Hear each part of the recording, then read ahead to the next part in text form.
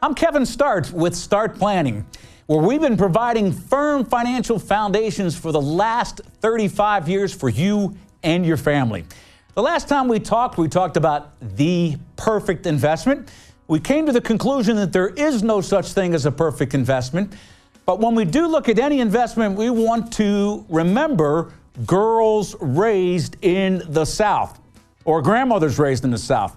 No, absolutely not. We want to remember growth. We want to remember retirement income. We want to remember income, tax savings, and safety. And I brought along the illustration of some grits today because very simply, we want to make sure that we don't pay taxes on the entire harvest. I read recently that we are about to have a record corn harvest, which means a lot of harvesting. The IRS also will do a lot of harvesting, which is why an annuity makes perfect sense in terms of compounding in three ways, that great power of the eighth wonder of the world called compounded interest. Today I want to talk about trees, however. Trees are actually what becomes part of the foundation of a good, well-designed financial plan with a good, trusted advisor. That having been said, TREE stands for four different facets of why we look to the indexes as one of our major investment vehicles and savings vehicles today. Why are hundreds of millions of investors turning to the index, whether they're an institution or an individual, and putting billions of dollars into the indices?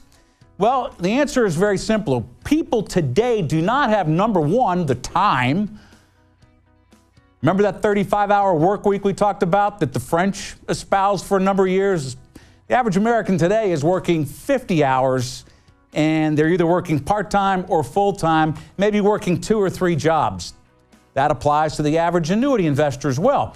They don't have the resources to go out, even with the internet, and do their own research. Nor do they have the emotional fortitude to hang in there when times get tough, like 2001 or 2008.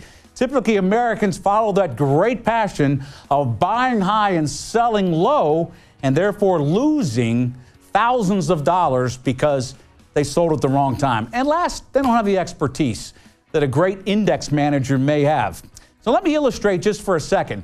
If I went out today and I went ahead and bought one single stock, in fact, I work with a company regularly that happens to be one of the nation's largest grocery chains, happens to be the largest employee stock ownership plan in the country.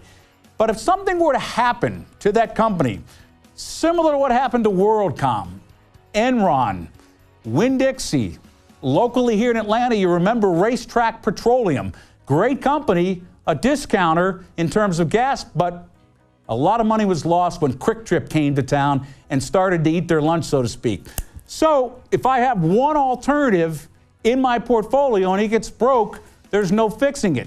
But if I take an index and I'm able to go out and buy Enron and go out and buy Mobil and Chevron and great companies like that, including Microsoft, including Johnson & Johnson, no matter what happens with those companies individually, I can't break that company.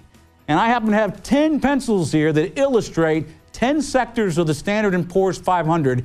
And if you're looking for a report, a white paper, so to speak, on the benefits of indexing, we'd love to send you that paper your way at Startt Planning, where retirement is revitalized day by day by calling 404-226-9478.